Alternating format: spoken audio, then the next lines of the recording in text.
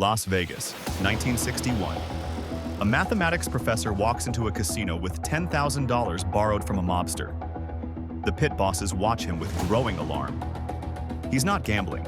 He's executing a mathematical system that shouldn't exist. Within hours, he's up thousands. Within weeks, every major casino in Nevada is circulating his photo with one instruction: don't let him play. His name is Edward Thorp, and he's about to prove that the house doesn't always win. But here's the twist nobody sees coming. The same mathematical insights that got him banned from Vegas will make him a billionaire on Wall Street, pioneering strategies that hedge funds still use today. This is the story of the man who beat two unbeatable systems using nothing but mathematics. And unlike most gambling stories, this one has a very happy ending. MIT, 1958. A young physics professor sits in his office, bored with academic research that feels disconnected from reality. Edward Thorp is brilliant, holding a PhD in mathematics from UCLA. But teaching feels like a waste of his talents. He wants to apply mathematics to something real, something where he can prove his theories actually work. Then, a colleague mentions an article in a mathematics journal. The paper claims that blackjack, unlike other casino games, might be beatable using card counting. The author suggests it's theoretically possible, but provides no practical system. Most mathematicians dismiss it as interesting, but useless. Thorp sees something different. He sees a challenge. The insight is simple, but revolutionary. In blackjack, unlike roulette or craps, past events affect future probabilities. When high cards leave the deck, low cards become more likely. When aces and tens remain, the player has an advantage. The deck has memory. And if you can track that memory, you can know when the odds shift in your favor. Thorp becomes obsessed. He spends months developing a counting system, running calculations on an IBM mainframe computer that fills an entire room. He assigns point values to cards, creates betting strategies, and calculates optimal play for every possible hand. By late 1960, he has a system. But theory isn't proof. He needs to test it where it matters: an actual casino. There's a problem. Thorp is a professor making a modest salary. He doesn't have gambling capital. He needs a backer. Through a friend, he meets Emanuel Kimmel, a New England businessman with mob connections and a taste for long-shot bets. Kimmel listens to Thorp's mathematical presentation and makes a decision that surprises everyone. He hands Thorp $10,000. January 1961. Thorp and Kimmel fly to Reno. Thorp has never gambled seriously in his life. His wife is terrified they'll lose everything, but Thorp trusts his mathematics completely. At the blackjack tables, he begins counting. +1 for low cards, -1 for high cards, adjusting his bets as the count shifts. Within hours, he's winning consistently. Within 2 days, he's turned $10,000 into $21,000. The casino managers notice, a player winning this much, this consistently, isn't lucky. He's doing something. But they can't figure out what. Thorp isn't marking cards, isn't cheating in any traditional sense. He's just playing, making decisions that seem random but somehow always work. They start shuffling more frequently, trying to kill his edge. It slows him down but doesn't stop him. Thorp and Kimmel hit multiple casinos across Nevada. The pattern repeats. Thorp wins. Casinos get suspicious. They shuffle. He wins anyway. Word spreads through the gambling industry. A mathematics professor from MIT has a system. Nobody knows exactly how it works, but it's real. In 1962, Thorp publishes a book that changes gambling forever, Beat the Dealer. It's a dry mathematical text explaining card counting in detail, complete with tables and probability calculations. Publishers expect it to sell a few thousand copies to math enthusiasts. Instead, it becomes a massive bestseller, eventually selling over 700,000 copies. Suddenly, everyone wants to count cards. Casinos panic. For decades, blackjack has been a reliable profit center because the house edge, while small, grinds down players over time. Now thousands of amateur card counters are showing up, armed with Thorp's system, trying to beat the house. Most fail because they lack discipline or make mistakes. But enough succeed that casinos face a genuine threat. The industry responds with countermeasures. They introduce multiple decks, making counting harder. They shuffle more frequently, cutting into the number of hands played. They hire consultants to spot counters based on betting patterns and focus. And most importantly, they start banning winning players. If you're too good at blackjack, you're no longer welcome. Thorp himself becomes persona non grata in Vegas. His photo circulates among pit bosses. He's forced to use disguises, wigs, and fake mustaches just to get a few hands in before being recognized. The absurdity isn't lost on him. He's not cheating, he's just using his brain. But casinos don't care about fairness.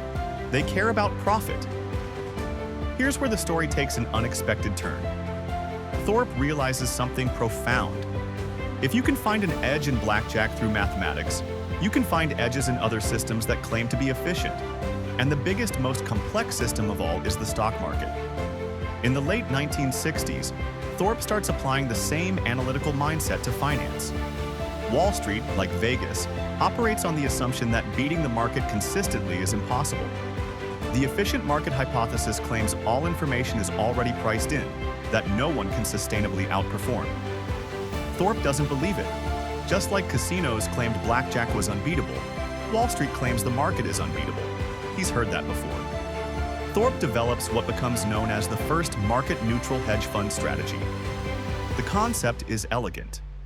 Instead of betting on whether stocks go up or down, you identify mispricings between related securities. You buy undervalued convertible bonds and short overvalued stock, capturing the spread while hedging market risk. It's like card counting for Wall Street, finding small edges and exploiting them repeatedly. In 1969, he partners with Jay Regan to launch a hedge fund. They call it Convertible Hedge Associates, later renamed Princeton Newport Partners. Thorp brings the mathematical strategies. Regan brings Wall Street experience and capital. The fund starts with $1.4 million. The results are spectacular. Over nearly 2 decades, Princeton Newport generates average annual returns of 19.1% before fees, with only 3 months of losses. These aren't Jim Simons-level returns, but they're achieved with remarkably low risk. Thorp's strategies are market neutral, meaning they work whether the market goes up, down, or sideways. While other funds crash during market downturns, Princeton Newport just keeps grinding out profits. Thorp pioneers techniques that become standard practice for quantitative hedge funds. Statistical arbitrage, pairs trading, volatility arbitrage, all trace their roots to methods Thorp developed. He's not just successful, he's inventing an entire approach to investing that didn't exist before. But success brings scrutiny. In 1988, federal prosecutors raid Princeton Newport's offices as part of a massive investigation into Wall Street crime. They're targeting Michael Milken and the junk bond scandals of the 1980s. Thorp's partner Jay Regan gets caught up in the investigation, charged with stock parking and other violations. Thorp himself is never charged, never accused of wrongdoing. But the scandal forces him to close the fund in 1988. By this point, Thorp doesn't need to work. He's accumulated a personal fortune estimated at over $800 million.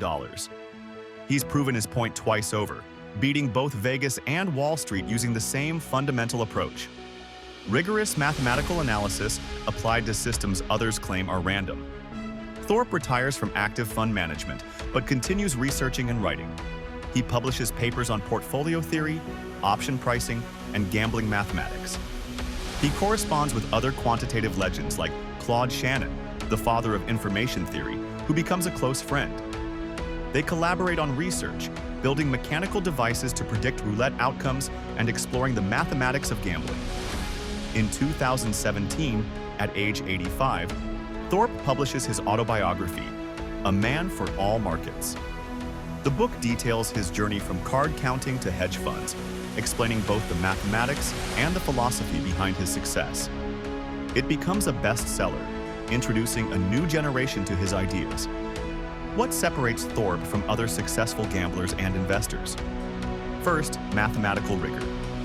He doesn't rely on hunches or systems based on superstition. Every strategy is grounded in probability theory, tested extensively, and executed with discipline. Second, risk management.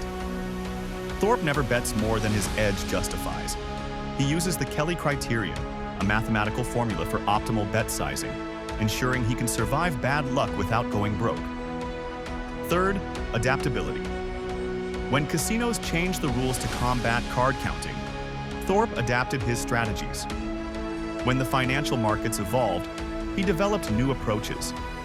He never became attached to specific methods, only to the underlying principle of finding and exploiting mathematical edges. Critics argue that Thorp's blackjack success was overstated, that he didn't win as much as claimed. Thorp's response is simple. The proof is in the results. Beat the dealer's strategies have been verified by countless players and computer simulations. They work, which is why casinos change their rules. Critics also note that Princeton Newport's returns, while excellent, weren't unprecedented. True, but Thorp achieved them with minimal drawdowns and low correlation to market movements, a risk-adjusted performance that rivals any fund. And he did it while pioneering strategies that became industry standards. What's certain is Thorp's legacy. He proved mathematically that blackjack could be beaten, forcing casinos to change rules that had stood for decades. He pioneered quantitative hedge fund strategies that manage trillions today. He showed that rigorous analytical thinking could find edges in complex systems that experts claimed were efficient. Today, at 92, Edward Thorp lives quietly in Newport Beach, California. He manages his own wealth using strategies he developed decades ago. He's not as famous as Warren Buffett or as mysterious as Jim Simons, but his impact on both gambling and finance is undeniable. The story of Edward Thorp proves a crucial point. Systems that claim to be unbeatable often aren't. They're just unbeaten by people who don't think carefully enough. Whether it's a casino game or financial markets, careful analysis can reveal edges that persist because most people are too lazy, too emotional, or too conventional to find them. Casinos still deal blackjack, but they've permanently changed the rules because of one mathematics professor. Hedge funds still trade convertible bonds using strategies Thorp invented. His insights didn't just make him rich, they changed entire industries. The man who walked into that Reno casino in 1961 with borrowed money didn't just beat the house. He proved that with enough intelligence, discipline, and mathematical insight, you can beat any house. And then he proved it again, this time with billions of dollars on Wall Street. Edward Thorp didn't get lucky. He got mathematical. And in both Vegas and Wall Street, that made all the difference.